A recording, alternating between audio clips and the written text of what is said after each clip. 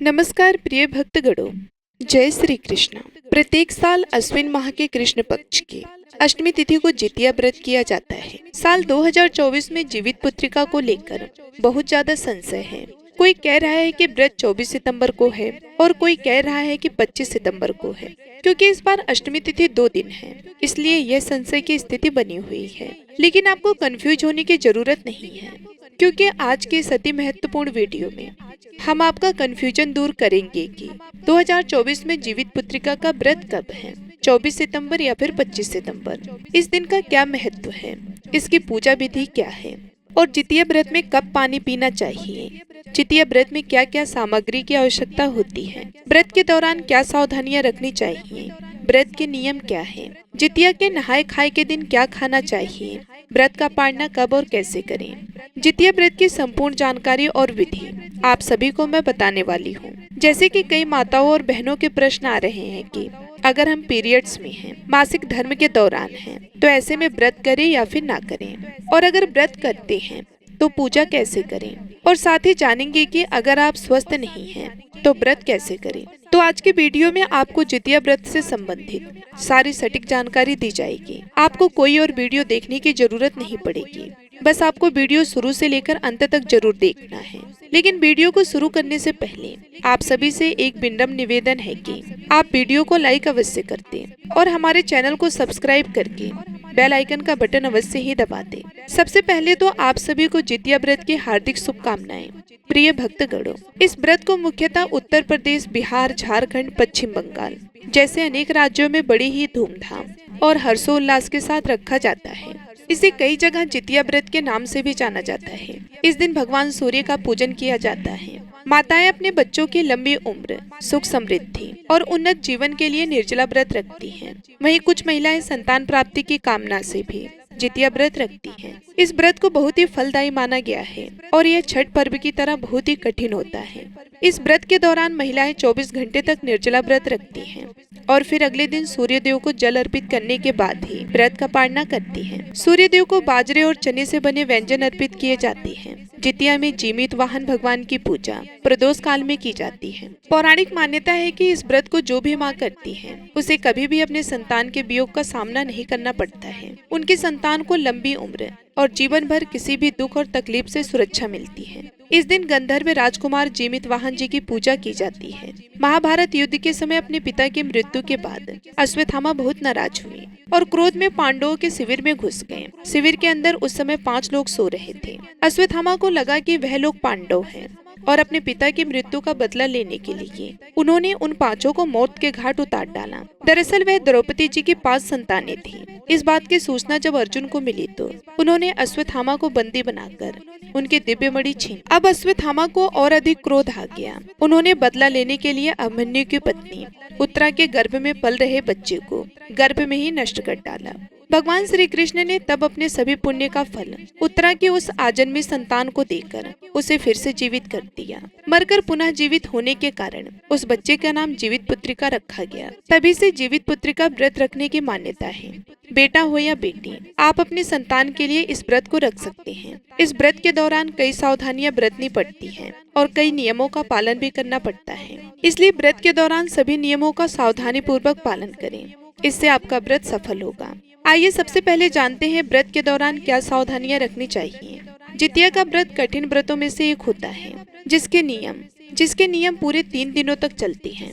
छठ के पर्व की तरह ही जितिया व्रत से एक दिन पूर्व नहाए खाए किया जाता है। इसमें व्रती स्नान आदि और पूजा पाठ के बाद भोजन ग्रहण करती है और अगले दिन निर्जला उपवास रखती है। इसलिए नियम के तहत नहाए खाए के दिन भूलकर भी लहसुन, प्याज, मांसाहार या तामसिक भोजन नहीं करना चाहिए। हालांकि कुछ महिलाएं मछली खाने के बाद जितिया व्रत रखती हैं। जितिया का व्रत यदि आपने आरंभ कर दिया है तो उसे हर साल रखना चाहिए। इस व्रत को बीच में नहीं छोड़ना चाहिए। मान्यता है कि पहले सास इस व्रत को करती है, उसके बाद घर की बहू द्वारा यह व्रत किया जाता है। अन्य व्रत की तरह जितिया के व्रत में भी ब्रह्मचर्य का पालन करना आवश्यक है। इसके साथ ही मन में भी किसी प्रकार का भेदभाव नहीं रखना चाहिए। इस दौरान लड़ाई झगड़े से भी दूर रहना चाहिए। जितिया के व्रत के दौरान आचमन करना भी वर्जित माना जाता है, इसलिए जितिया व्रत में जल का एक बूंद भी ग्रहण न करें। जितिया व्रत के नियम पूरे 3 दिनों के लिए होते हैं। पहले दिन नहाए खाएं और दूसरे दिन निर्जला व्रत रखा जाता है। इसलिए तीसरे दिन ब्रह्म मुहूर्त में उठकर स्नान आदि करने और पूजा पाठ करने के बाद ही व्रत का पालना करें। अगर आप जितिया व्रत रखने जा रहे हैं या परिवार की कोई महिला यह व्रत रख रही है तो अपना और उनकी सेहत का ख्याल रखें। अगर व्रत करने वाले व्यक्ति को स्वास्थ्य संबंधित परेशानियां हैं तो व्रत करने से बचे, क्योंकि यह व्रत निर्जला रखा जाता है और अगले दिन पालना किया जाता है। जिन लोगों को स्वास्थ्य संबंधी परेशानी हो उन्हें यह व्रत नहीं करना चाहिए, लेकिन अगर आप व्रत रखना ही चाहते हैं तो आपको डॉक्टर से सलाह जरूर लेनी चाहिए। व्रत रखने वाली महिलाओं को व्रत से एक दिन पहले तामसिक भोजन का त्याग कर देना चाहिए, इसलिए लहसुन, प्याज और मांसाहारी भोजन पहले ही त्याग दें। इस व्रत को रखने से पहले नोनी का साग खाने की भी परंपरा है। ऐसा कहा जाता है कि नोनी के साग में कैल्शियम और आयरन भरपूर मात्रा में पाया जाता है, जिसके कारण व्रती के शरीर में किसी भी पोषक तत्वों की कमी नहीं होती है। जितिया व्रत के दौरान अपने शरीर को ठंडा रखने की कोशिश करें। ध्यान रखिए कि अगर शरीर में पानी की कमी होगी तो आपको हाइड्रेशन की समस्या हो सकती है। विचार यह है कि त्योहार को उचित रीति रिवाजों के साथ मनाया जाए। व्रत के अगले दिन सुबह पूजा करने के बाद ही पारणा कर सकते हैं। इस दिन जीवित पुत्रिका व्रत की कथा जरूर सुनें। कथा के बिना व्रत पूर्ण नहीं माना जाता है। व्रत कथा आप हमारे चैनल पर भी सुन सकते हैं। आप हमारे चैनल को सब्सक्राइब करके बेल आइकन को अवश्य दबा दें। इस दिन कुश से बने गंधर्व राजकुमार जीवित वाहन की मूर्ति का प्रयोग करना चाहिए। संतान की दीर्घायु और सुखी जीवन के लिए किए जाने वाले जितिया व्रत वाले दिन में जितिया वाले लॉकेट बहुत ज्यादा महत्व रखती है। इस दिन महिलाएं लाल या पीले रंग के धागा अपने गले में धारण करती हैं, जिसमें एक धागा साधारण तरीके का होता है। इसमें 3 जगह गांठें लगी रहती हैं। इसकी गांठें सामान्य होती हैं। वहीं कई महिलाएं अपने सामर्थ्य अनुसार सोने के लॉकेट में भी जूतियां बनवा कर धारण करती हैं और इसके बाद कोई शुभ दिन देखकर इसे उतार लिया जाता है। जीवित वाहन भगवान की पूजा में सरसों का तेल और खल चढ़ाया जाता है और व्रत के पारणा के बाद तेल बच्चों के सिर पर लगाया जाता है। माना जाता है कि यह भगवान का आशीर्वाद होता है। जितिया व्रत में क्या क्या सामान लगता है, आइए अब जान लेते हैं। फिर उसके बाद जानेंगे जितिया व्रत कब है, शुभ मुहूर्त, पूजा विधि। अगर आप भी जितिया व्रत कर रही हैं, जितिया व्रत में पूजन सामग्री क्या क्या होनी चाहिए। लेकिन उससे पहले अगर आपने वीडियो को लाइक नहीं किया है तो आपसे निवेदन करते हैं कि वीडियो को लाइक अवश्य ही कर दें। जितिया यानी जीवित पुत्रिका व्रत में भगवान जीवित वाहन का पूजन किया जाता है। इसके साथ ही गाय के गोबर से चील व सियारिन बनाकर उनकी पूजा करने का भी विशेष महत्व है। व्रत के दौरान तैयार की जाने वाली पूजा की थाली में सभी जरूरी चीजों का होना आवश्यक है। जीवित पुत्रिका व्रत यानी जितिया व्रत में पूजा की थाली में अक्षत यानी चावल, पेड़ा, दूर्वा की माला, पान, लौंग, इलायची, सुपारी, श्रृंगार का सामान, सिंदूर, पुष्प गांठ का धागा, कुशा से बने जीवित वाहन की मूर्ति, धूप, दीप, मिठाई, फल, फूल, बांस के पत्ते, सरसों का तेल और खली होना आवश्यक है। इसके अलावा चील व सियारिन बनाने के लिए गाय के गोबर की भी आवश्यकता होती है। आइए अब जान लेते हैं जितिया व्रत की पूजन विधि। व्रत के दिन प्रातः काल उठकर स्नान आदि से निवृत्त होने के बाद सूर्य देव की उपासना करनी चाहिए। घर के मंदिर में एक चौकी रखकर उस पर लाल रंग का वस्त्र बिछाकर उसके ऊपर थाली रखकर सूर्य नारायण की प्रतिमा रखकर उन्हें दूध से स्नान कराएं, धूप दीप जलाएं, धूप दीप अर्पित करें और भोग लगाने के साथ ही आरती करें। इस दिन गाय के गोबर से सियारिन और चील की मूर्ति बनाकर उनकी पूजा की जाती है। कुशा से जीवित वाहन भगवान की पूजा की जाती है। उन्हें धूप दीप अक्षत पुष्प अर्पित किए जाते हैं। इसके बाद महिलाएं संतान की दीर्घायु और उनकी प्रगति के लिए पूजा करें। व्रत की कथा पढ़ने और सुनने के साथ ही सबसे अंत में आरती करके क्षमा याचना की जाती है। अगले दिन व्रत का पालना करने के बाद जरूरतमंद लोगों को दान दिया जाता है। पूजा विधि विस्तार से जानने के लिए आइए अब जानते हैं कब है जीवित पुत्रिका व्रत और शुभ मुहूर्त के बारे में। लेकिन उससे पहले अभी तक आपने वीडियो को लाइक नहीं किया है तो वीडियो को लाइक करके चैनल को सब्सक्राइब अवश्य कर दें। जीवित पुत्रिका का व्रत हर साल अश्विन माह के कृष्ण पक्ष की अष्टमी तिथि को रखा जाता है। तो इस साल अष्टमी तिथि प्रारंभ हो रही है 24 सितंबर 2024 को दोपहर में 12:38 पर और समाप्त हो रही है बुधवार के दिन यानी कि 25 सितंबर 2024 को दोपहर में 12:10 पर। अब ऐसे में 2 दिन अष्टमी तिथि मानी जाएगी क्योंकि 24 सितंबर को भी अष्टमी तिथि दोपहर में ही प्रारंभ हो रही है और 25 सितंबर को दोपहर में ही समाप्त हो जाएगी। ऐसे में बहुत सारे लोगों के मन में संशय है कि क्या हमें यह व्रत अष्टमी को यानी कि 24 सितंबर को करना चाहिए या फिर हमें 25 सितंबर वाली अष्टमी को माने। तो देखिए, व्रत हमेशा सूर्योदय कालीन तिथि में धारण किया जाता है। और वैसे भी जब हम जीवित पुत्रिका का व्रत धारण करते हैं तो अष्टमी नवमी युक्त होती है, मतलब हम अष्टमी सप्तमी युक्त व्रत नहीं करते हैं। जो अष्टमी नवमी के साथ मिली होती है तो उसी का व्रत जीवित पुत्रिका व्रत में किया जाता है। तो इसके आधार पर 25 सितंबर 2024 को प्रथम धारण करेंगे। जीवित पुत्रिका का व्रत 24 सितंबर को सप्तमी के साथ अष्टमी है, इसलिए 24 सितंबर 2024 को व्रत नहीं किया जाएगा। जीवित पुत्रिका का व्रत 25 को ही करेंगे। वैसे भी अगर आप 24 को व्रत करते हैं अष्टमी मानकर और फिर 25 को भी अष्टमी है तो आप पारणा कब करेंगे? क्योंकि 25 को भी दोपहर में ऐसे ही समाप्त हो रही है, ऐसे में पारणा अगले दिन करेंगे 26 को। तो फिर 48 घंटे से ज्यादा का हो जाएगा निर्जला व्रत। अब 48 घंटे का निर्जला व्रत कोई धारण नहीं कर सकता है, ये संभव ही नहीं होगा। इसलिए 25 सितंबर को ही हम अष्टमी तिथि का व्रत करेंगे, जीवित पुत्रिका का व्रत करेंगे। यह नौमी तिथि के साथ है तो इसी का व्रत शुभ माना जाएगा। आप लोग इस बात का ध्यान रखिएगा। तो बुधवार को 25 सितंबर को व्रत धारण करेंगे और उससे एक दिन पहले नहाए खाए किया जाता है। तो 24 सितंबर 2024 को यानी कि मंगलवार के दिन नहाए खाए करेंगे। उस दिन बाल इत्यादि आपको धोना है, मतलब अपने बाल धो लीजिए और फिर शुद्ध सात्विक भोजन कीजिए। अब जैसे कि कई लोग हैं जो कि मंगलवार को बाल नहीं धोते हैं, तो उनका प्रश्न आता है कि हम बाल मंगलवार को कैसे धोएं? मंगलवार को आप बाल धो सकते हैं, कोई दिक्कत नहीं है। मतलब ऐसा कोई दोष नहीं है कि आप मंगलवार को बाल नहीं धो सकते हैं, बिल्कुल धो सकते हैं।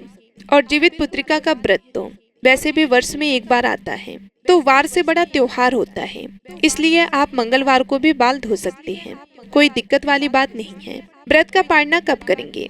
व्रत का पारणा हम करेंगे 26 सितंबर 2024 को। जीवित पुत्रिका व्रत का पारणा किया जाएगा। अब जैसे कई लोगों के प्रश्न आते हैं कि हमें पीरियड्स हैं तो क्या उसमें भी व्रत कर सकते हैं? पूजा कैसे करेंगे? देखिए, अगर आप व्रत करते हैं, मतलब हर बार अगर आप जीवित पुत्रिका का व्रत करते हैं तो इस बार भी आप व्रत करेंगे।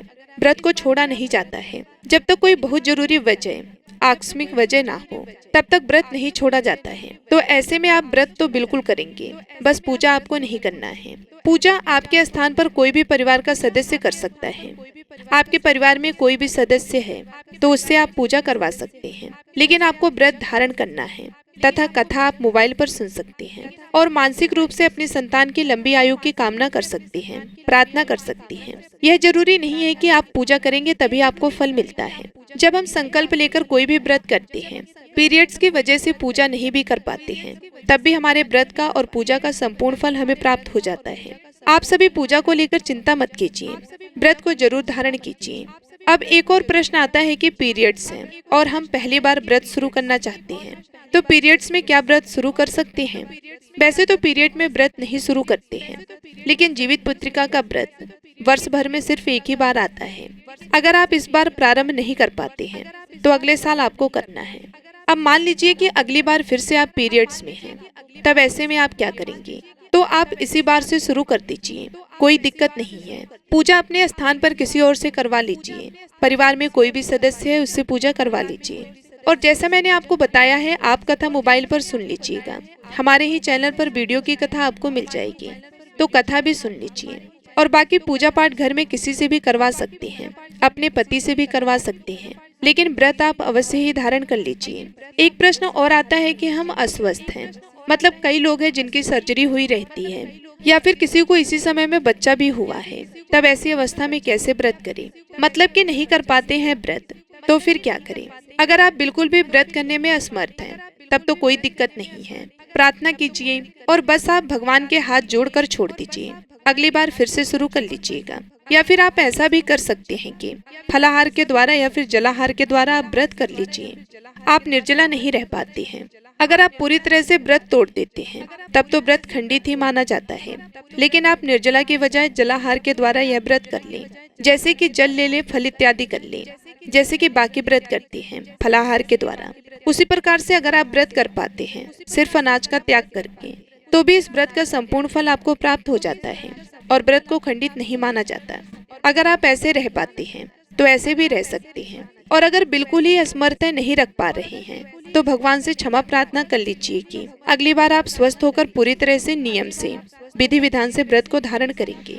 भगवान जीवित वाहन से प्रार्थना कीजिए कि आपको सुरक्षित रखे, परिवार को सुरक्षित रखें, शुभ मंगलमय रखें, ताकि अगली बार आप फिर से व्रत को धारण कर सकें और इसके बाद अगली बार फिर से व्रत शुरू कर सकते हैं।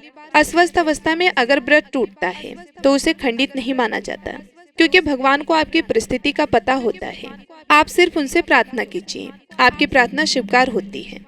लेकिन जानबूझकर अगर हम कर सकते हैं तो बिल्कुल हमें करने का प्रयास करना चाहिए। तो जानबूझकर व्रत नहीं छोड़ेंगे। ऐसे में व्रत का आपको खंडित होने का दोष नहीं लगता है। जितिया व्रत की पूजा का शुभ मुहूर्त 25 सितंबर बुधवार को, जो कि सुबह की पूजा का शुभ मुहूर्त होगा, सुबह 6:10 से 9:10 और शाम की पूजा का शुभ मुहूर्त शाम 6:14 से 7:26 तक रहेगा। नवमी तिथि प्रारंभ होगी 25 सितंबर बुधवार दोपहर 12:12 से और 26 सितंबर गुरुवार दोपहर 12:20 पर तिथि समाप्त होगी। इस दिन सूर्योदय सुबह 6:20 पर होगा।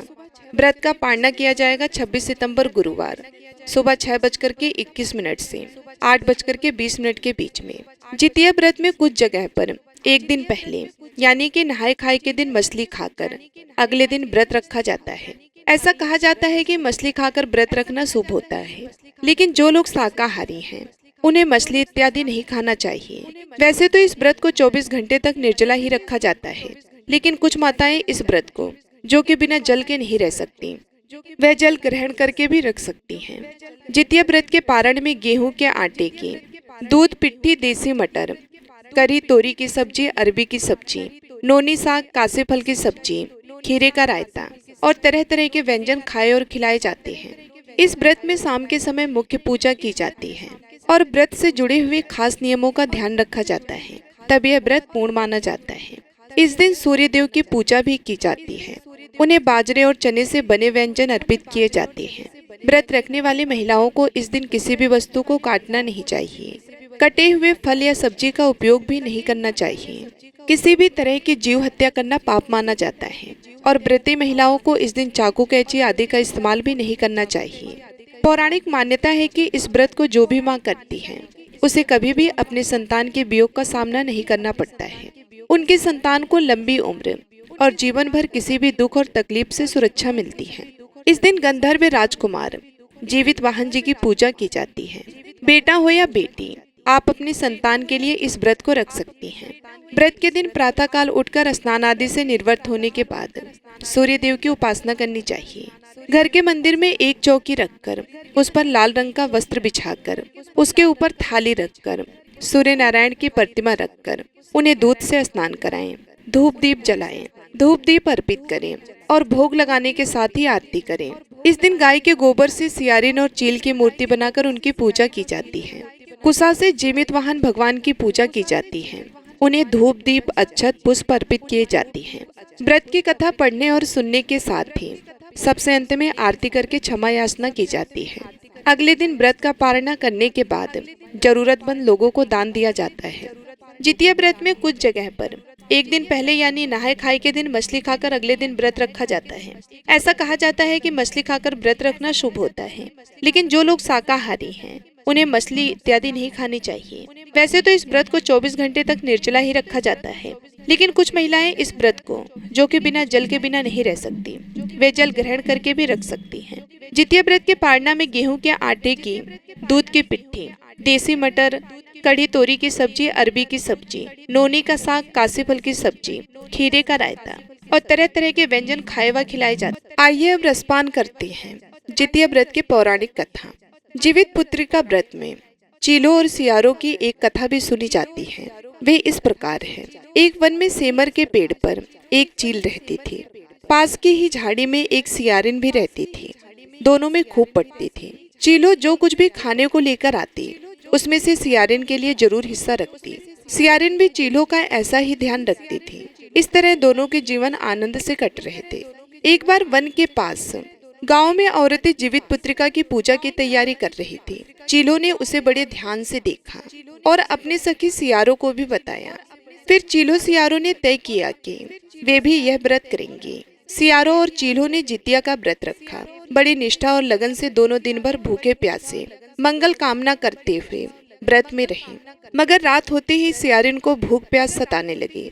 जब बर्दाश्त ना हुआ तो जंगल में जाकर उसने मांस और हड्डी पेट भरकर खाया।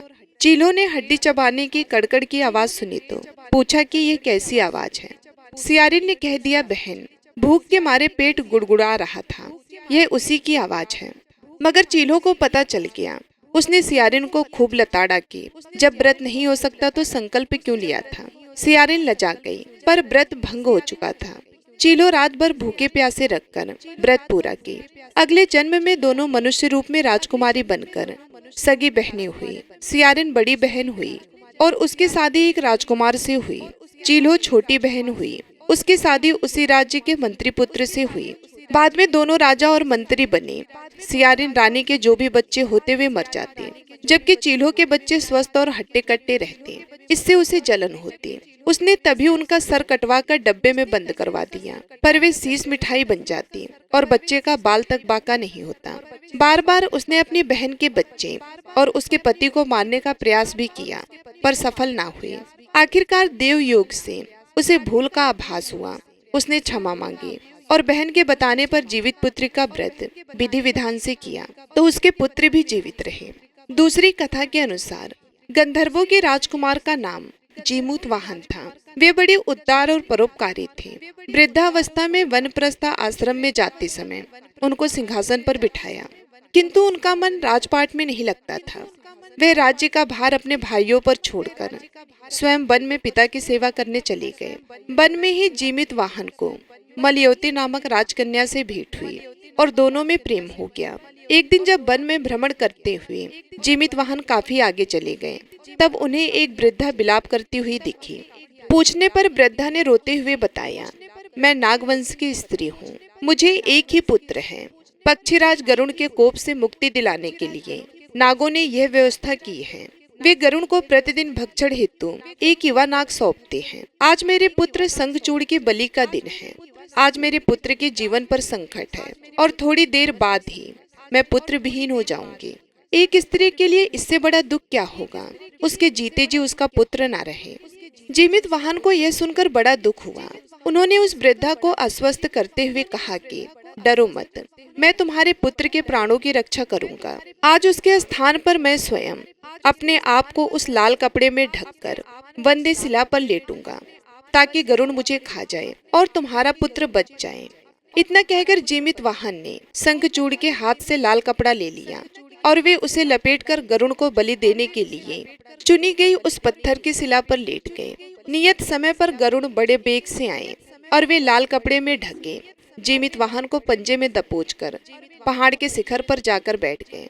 गरुड़ ने अपनी कठोर चोंच का प्रहार किया और जीमित वाहन के शरीर के मांस का बड़ा हिस्सा नोच लिया। इसकी पीड़ा से जीमित वाहन की आंखों से आंसू बह निकले और वे दर्द से कहराने लगे। अपने पंजा में जकड़े प्राणी की आंखों में से आंसू और मुंह से कराह सुनकर गरुड़ बड़े आश्चर्य में पड़ गए, क्योंकि ऐसा पहले कभी नहीं हुआ था। उन्होंने जीमित वाहन से उनका परिचय पूछा। जीमित वाहन ने सारा किस्सा कह सुनाया कि कैसे एक स्त्री के पुत्र की रक्षा के लिए वे अपने प्राण देने आए हैं। आप मुझे खाकर अपना भूख शांत करें। गरुड़ उनकी बहादुरी और दूसरे की प्राण रक्षा के लिए स्वयं का बलिदान देने की हिम्मत से बहुत ही प्रभावित हुए। उन्हें स्वयं पर पछतावा होने लगा। वे सोचने लगे कि एक यह मनुष्य है जो दूसरों के पुत्र की रक्षा के लिए स्वयं को बलि दे रहा है, और एक मैं हूँ जो देव के संरक्षण में हूँ, किंतु दूसरों के संतान की बलि ले रहा हूँ। उन्होंने जीमित वाहन को मुक्त कर दिया। गरुड़ ने कहा कि हे उत्तम मनुष्य, मैं तुम्हारी भावना और त्याग से बहुत प्रसन्न हूँ। मैंने तुम्हारे शरीर पर जो घाव किए हैं उसे ठीक कर देता हूँ। तुम अपनी प्रसन्नता के लिए मुझसे कोई वरदान मांग लो। राजा जीमित वाहन ने कहा कि हे पक्षीराज, आप तो सर्वप्रथम हैं। यदि आप प्रसन्न हैं और वरदान देना चाहते हैं तो आप सर्पों को अपना आहार बनाना छोड़ दें। आपने अब तक जितने भी प्राण लिए हैं उन्हें जीवन प्रदान करें। गरुड़ ने सबको जीवन दान दे दिया और नागों की बलि न लेने का वरदान भी दिया। इस प्रकार जीमित वाहन के साहस से नाग जाति की रक्षा हुई। गरुड़ ने कहा, तुम्हारी जैसी इच्छा वैसा ही होगा। हे राजा, जो स्त्री तुम्हारे इस बलिदान की कथा सुनेगी और विधि पूर्वक व्रत का पालन करेगी, उसकी संतान मृत्यु के मुख से भी निकल आएगी। तब से ही पुत्र की रक्षा हेतु जीवित वाहन की पूजा की प्रथा शुरू हो गई।